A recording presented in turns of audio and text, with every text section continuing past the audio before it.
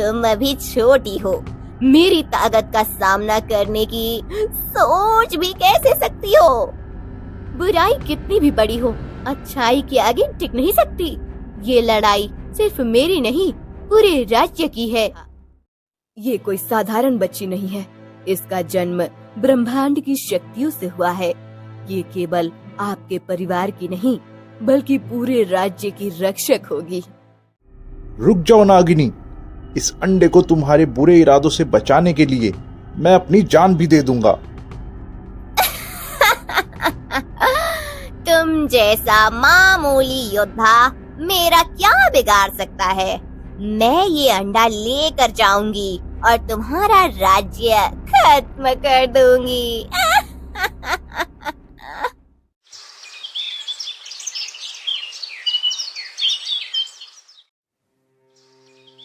सूर्य साम्राज्य अपने नाम की तरह रोशन था।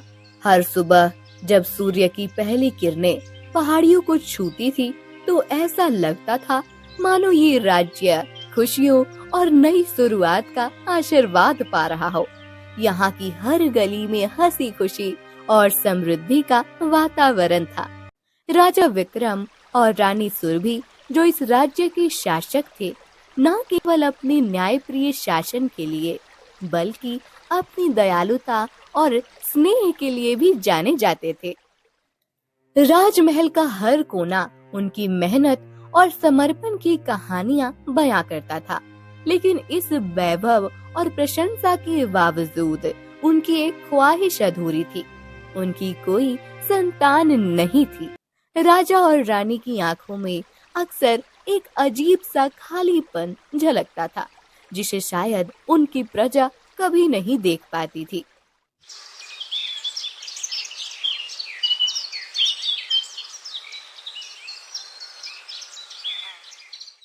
रानी सुरभि हर सुबह महल के पास मौजूद मंदिर जाती थी और माँ दुर्गा से प्रार्थना करती थी।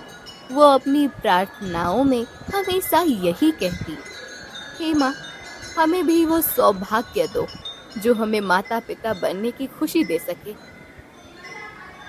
राजा विक्रम, जो उनके दुख को समझते थे, अक्सर उनका हौसला बढ़ाने की कोशिश करते। एक दिन जब सूरज डूबने को था और महल में हल्की रोशनी बाकी थी, रानी अपनी बालकनी में बैठकर उदास थी। उनकी आंखें आसमान को ताक रही थीं, मानो कोई चमत्कार की उम्मीद कर रही हो। उसी समय राजा विक्रम उनके पास आए और बोले, रानी, हर समस्या का समाधान प्रकृति में छुपा होता है। शायद हमारा समय अभी नहीं आया है, लेकिन मैं वादा करता हूँ, हमारी प्रार्थनाएं एक दिन जरूर सुनी जाएंगी। ये सुनकर रानी मुस्कुराई, लेकिन उनके दिल में अब भी सवाल था, क्या हमारा आंगन कभी बच्चे की हंसी से गूंजेगा? उस रात कुछ असाधारण हुआ। महल के प्राचीन पीपल के पेड़ के नीचे एक रहस्यमयी चमक दिखाई दी। यह चमक राजा और रानी की जिंदगी बदलने वाली थी। क्या यह किसी चमत्कार की शुरुआत थी? रानी का दुख समझते हुए राजा ने एक दिन मंत्रानी देविका को महल में बुलाया। मंत्रानी देविका महल की सबसे बुद्धिमान और रहस्यमयी महिला थी। वो जादू और प्रकृति की ताकतों को गहराई से समझती थी।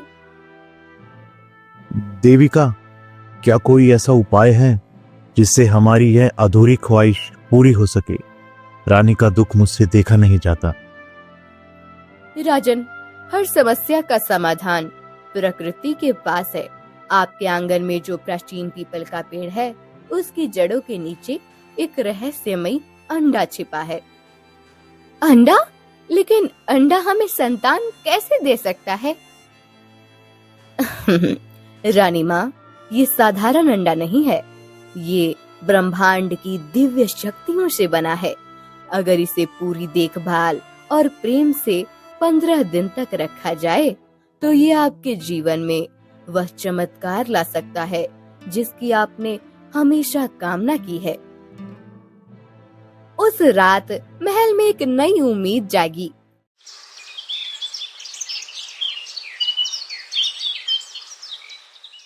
अगले दिन राजा और रानी ने पीपल के पेड़ के नीचे खुदाई की। सचमुच वहाँ एक अंडा था जो हल्की रोशनी में चमक रहा था। रानी ने उसे बड़े प्यार से अपने हाथों में उठाया, मानो वो उनका अपना बच्चा हो। ये सिर्फ अंडा नहीं, बल्कि हमारी उम्मीद है। राजमहल में अंडे को सबसे सुरक्षित जगह पर रखा गया। अब राजा और रानी का हर दिन उसी अंडे की देखभाल में बीतने लगा। उनके दिलों में नई आशा का दीप जल चुका था, लेकिन उन्हें नहीं पता था कि इस अंडे के साथ सूर्य साम्राज्य का भविष्य जुड़ा हुआ है। क्या यह अंडा सच में उनका सपना पूरा करेगा, या इसके साथ और भी बड़ी जिम्मेदारी आएंगी? रानी ने अपनी प्रार्थनाओं और ममता से अंडे को सींचना शुरू किया।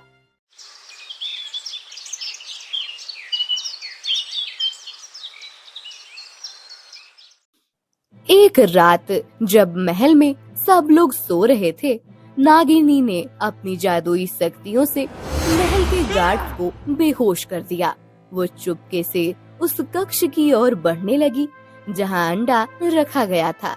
उसकी चालें सांप की तरह तेज और घातक थी। जैसे ही नागिनी कक्ष के पास पहुंची, वो दरवाजे के बाहर रुक गई। उसने अपने मंत्रों से दरवाजे को खोलने की कोशिश की, लेकिन तभी कक्ष में रखी दिव्य रोशनी ने उसे रोक दिया। यह रोशनी मंत्राणी देविका द्वारा लगाई गई सुरक्षा थी। नागिनी ने गुस्से में अपनी शक्ति बढ़ाई और दरवाजे को तोड़ने की कोशिश करने लगी। महल का सेनापति अभिमन्यु, जो हर रात पहरेदारी करता था, इस हलचल को महसूस कर चुका था। वो तुरंत कक्ष की ओर भागा। जैसे उसने नागिनी को देखा, उसने अपनी तलवार निकाल लिया। रुक जाओ नागिनी, इस अंडे को तुम्हारे बुरे इरादों से बचाने के लिए मैं अपनी जान भी दे दूंगा। तुम जैसा मामूली योद्धा मेरा क्या बिगाड़ सकता है? मैं ये अंडा लेकर जाऊंगी और तुम्हारा राज्य खत्म कर दूंगी। लेकिन मेरे जिंदा रहते तुम ऐसा कुछ नहीं कर सकती। अंडे की सुरक्षा मेरी जिम्मेदारी है। अभिमन्यु और नागिनी के बीच भयंकर लड़ाई शुरू हो गई। नागिनी ने अपनी जादुई शक्तियों से अभिमन्यु पर वार किया, लेकिन अभिमन्यु ने अपनी बहादुरी और तलवारबाजी से हर वार को विफल कर दिया। इस लड़ाई की गूंज राजा और रानी के कानों तक पहुंची। राजा विक्रम तुरंत वहां आए और मंत्राणी देविका को बुलाया। देविका ने अपने मंत्रों से नागिनी को कमजोर किया, जिससे वो भागने पर मजबूर हो गई। ये अंडा तुम्हारे पास ज्यादा दिनों तक नहीं रहेगा। मैं वापस आऊंगी।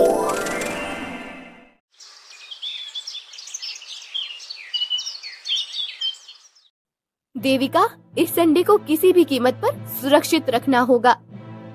रानी, आप बिल्कुल चिंता मत कीजिए, अंडे को कुछ नहीं होगा और ये दुष्ट जादूगरनी इस अंडे और महल का कुछ नहीं बिगाड़ सकती।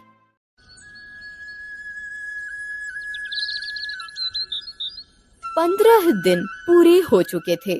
महल में सबकी निगाहें उस अद्भुत अंडे पर टिकी थीं।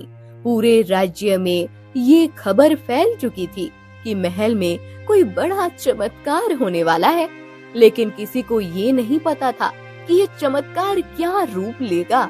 उस सुबह महल के सबसे सुरक्षित कक्ष से एक हल्की रोशनी फैलने लगी। ऐसा लग रहा था जैसे सूरज की किरणें वहां इकट्ठी हो गई हो। रानी सुरभि अंडे के पास बैठी प्रार्थना कर रही थी। तभी अचानक अंडे के चारों ओर एक चमकदार आभा फैल गई। राजन, जल्दी आइए, कुछ असाधारण हो रहा है। क्या हुआ रानी, इतने जोरों से चिल्लाई आप? देखिए ना, यहाँ कुछ अनोखा हो रहा है। चिंता मत करो, अब हमको संतान का सुख जरूर मिलेगा। धीरे धीरे अंडा पूरी तरह से टूट गया और उसमें से एक सुंदर बच्ची बाहर निकली। उसकी आंखें सूरज की तरह चमक रही थी और उसका चेहरा किसी देवी की मूर्ति की तरह दिव्य लग रहा था। जैसे ही उसने पहली बार रोना शुरू किया, पूरा कक्ष दिव्य प्रकाश से भर गया। ये हमारी बेटी है, कितनी सुंदर है, कितनी दिव्य है।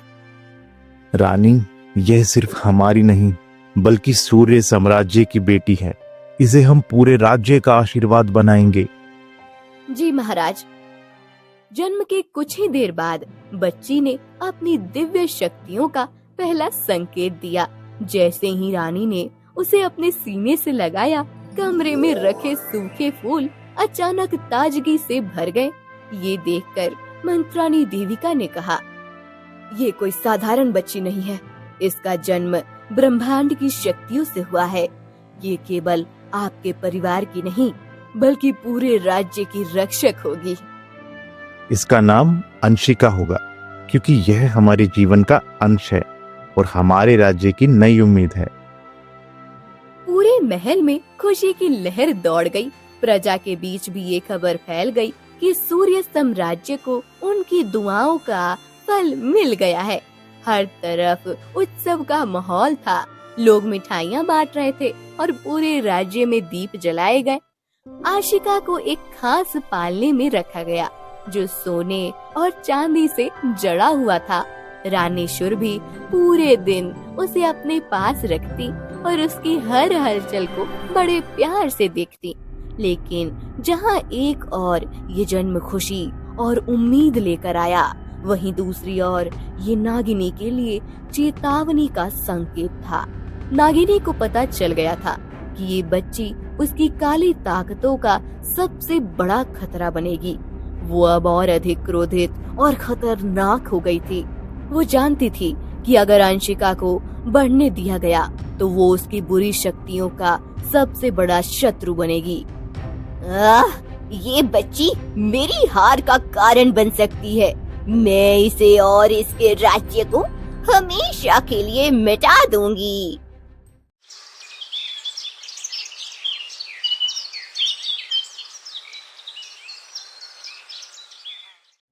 एक रात जब महल के सारे लोग गहरी नींद में थे, नागिनी ने अपनी जादुई ताकत से महल की दीवारों को पार कर लिया। महल के आसमान पर बादल घिरने लगे, ठंडी हवाएं चलने लगी और ऐसा महसूस हो रहा था जैसे कोई बड़ा संकट आने वाला हो। रानी शुरभि जो अंशिका के पास सो रही थी, अचानक जाग गई। उन्होंने महसूस किया कि कमरे का माहौल बदल गया है। नागिनी अंशिका के कक्ष के पास पहुंची। उसकी आंखें खूनी लग रही थी और हाथों में जादुई शक्ति का एक बड़ा गोला था। उसने दरवाजे को तोड़ने की कोशिश की, लेकिन उसे मंत्रानी देविका के सुरक्षा मंत्र ने रोक दिया। ये मंत्र मेरी ताकत को रोक नहीं सकते। ये बच्ची मेरी शक्तियों का मुकाबला नहीं कर सकती।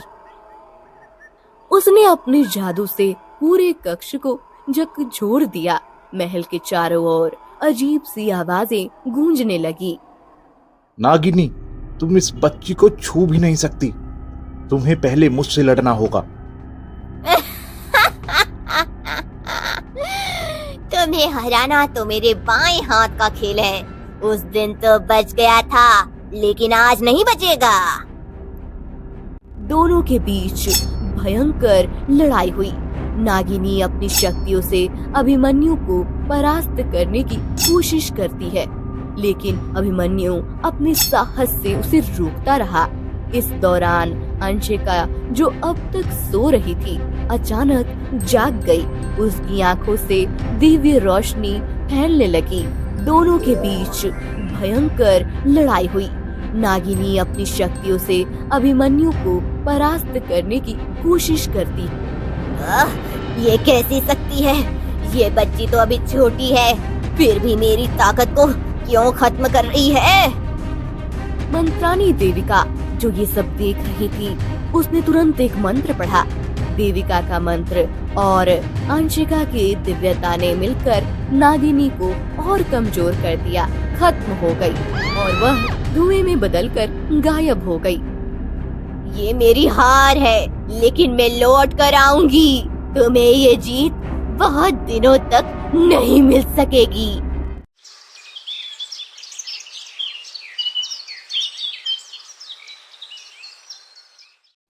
क्या ये सच में वापस आएगी? वो वापस आकर भी कुछ नहीं कर सकती महारानी, आप बिल्कुल चिंता मुक्त होकर रहिए। देविका ने सही कहा, अब आपको चिंता करने की कोई जरूरत नहीं। वैसे भी हमारी बेटी है सबकी रक्षा करने के लिए। हमारा सूर्य साम्राज्य तब तक सुरक्षित रहेगा जब तक अंशिका हमारे साथ है। आपने बिल्कुल सही कहा, ये केवल हमारी बेटी नहीं बल्कि हमारी रक्षक भी है। नागिनी की हार के बाद सूर्य साम्राज्य में शांति लौट आई थी, लेकिन ये केवल एक शुरुआत थी। नागिनी के अंतिम शब्दों ने राजा विक्रम और रानी सुरभि के दिल में चिंता भर दी थी। महल के दरबार में राजा विक्रम ने एक महत्वपूर्ण सभा बुलाई। इस सभा में मंत्राणी देविका, अभिमन्यु और राज्य के अन्य प्रमुख सलाहकार उपस्थित थे। नागिनी की हार हमारे लिए एक बड़ी जीत है, लेकिन यह साफ है कि वह दोबारा लौटेगी। हमें यह सुनिश्चित करना होगा कि अंशिका तैयार रहे। हमें उसे प्रशिक्षित करना होगा। महाराज, उसकी जिम्मेदारी मैं ले सकती हूँ, अगर आप मुझे उसके काबिल समझे। हाँ, क्यों नहीं, आप ही उसे उसकी शक्तियों का उपयोग करना सिखाएंगी। मंत्राणी देविका ने अंशिका को उसकी शक्तियों का उपयोग सिखाने की जिम्मेदारी ली। उसने उसे सिखाया कि कैसे अपनी दिव्यता का उपयोग केवल रक्षा और कल्याण के लिए करना है। राजकुमारी, तुम्हारी शक्ति केवल तुम्हारी नहीं है, ये शक्ति तुम्हारे राज्य और तुम्हारी प्रजा की भलाई के लिए है। इसे सही समय और सही उद्देश्य के लिए इस्तेमाल करना सीखो। अंशिका, जो केवल 10 वर्ष की थी, अपनी उम्र से कहीं अधिक परिपक्व लगने लगी। उसने पूरी लगन से प्रशिक्षण लिया। कुछ समय बाद राज्य में एक बड़ा उत्सव आयोजित किया गया। यह उत्सव नागिनी की हार और अंशिका की दिव्यता के सम्मान में था। पूरे राज्य को फूलों और रोशनी से सजाया गया। प्रजा की खुशी का ठिकाना नहीं था। राजा विक्रम ने दरबार में अपनी बेटी को प्रजा के सामने लाकर कहा, यह हमारी बेटी अंशिका है। यह केवल हमारी नहीं बल्कि आपकी रक्षक है। यह आपकी सेवा और सुरक्षा के लिए हर पल तैयार है। मैं आपकी बेटी हूँ। ये राज्य मेरा परिवार है। मैं आप सभी की सुरक्षा और भलाई के लिए हर संभव प्रयास करूंगी। नागिनी जैसी बुराइयों से लड़ना मेरा कर्तव्य है। अंशिका की दिव्यता ने पूरे राज्य को एकजुट कर दिया। अब हर कोई न केवल उसे एक राजकुमारी बल्कि अपने परिवार के सदस्य की तरह मानने लगा। राज्य की दीवारें पहले से मजबूत हो गई थी, लेकिन उससे भी ज्यादा मजबूत थी प्रजा और राजघराने के बीच का विश्वास। हालांकि ये स्पष्ट था कि भविष्य में अंशिका को और भी बड़ी चुनौतियों का सामना करना पड़ेगा, लेकिन नागिनी की चेतावनी ने ये साबित कर दिया था कि संघर्ष अभी खत्म नहीं हुआ है। लेकिन अंशिका का साहस, दिव्यता और उसके माता पिता का प्यार राज्य को हर परेशानी से बचाने के लिए पर्याप्त था।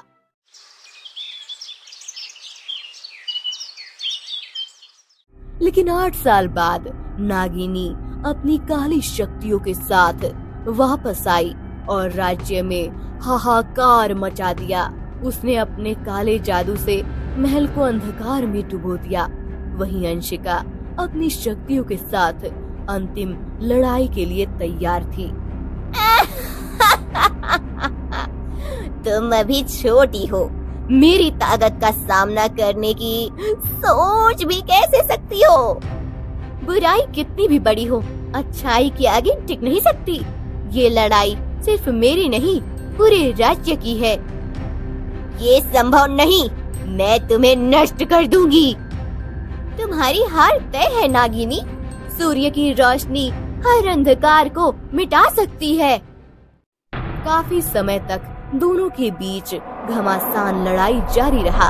आखिरकार अंशिका की शक्तियों ने नागिनी को भस्म कर दिया।